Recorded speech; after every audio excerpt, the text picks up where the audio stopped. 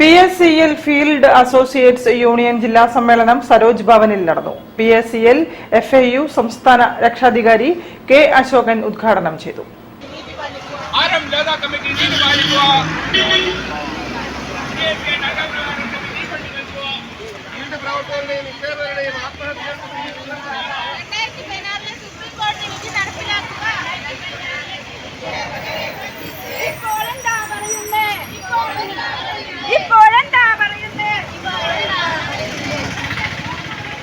PSCL field associates union Kozhikode ജില്ലാ കമ്മിറ്റിയിലെ നിരവധി അംഗങ്ങൾ പങ്കെടുത്ത പ്രകടനം SK പൊറ്റക്കാട് പ്രതിമയ്ക്ക് മുന്നിൽ നിന്നും ആരംഭിച്ചു.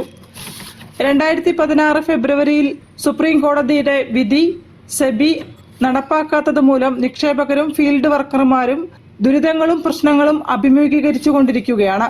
6 കോടിയോളം വരുന്ന ജനങ്ങൾക്കെതിരായി വർഷങ്ങൾ തുടർന്നുകൊണ്ടിരിക്കുന്ന നീതി നിഷേധം അവസാനിപ്പിക്കണമെന്നാവശ്യപ്പെട്ടുകൊണ്ടുള്ള പോരാട്ടം സംഘടന തുടരുകയാണ്.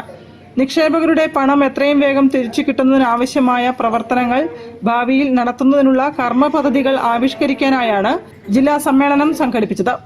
കോർഡിനേഷൻ കമ്മിറ്റി സംസ്ഥാന അധ്യക്ഷൻ K. അശോകൻ സമ്മേളനം ഉദ്ഘാടനം ചെയ്തു. എത്ര ആൾക്കാർ നിക്ഷേപിക്കുമെന്ന് നിക്ഷേപകരുടെ ലിസ്റ്റുണ്ടോ?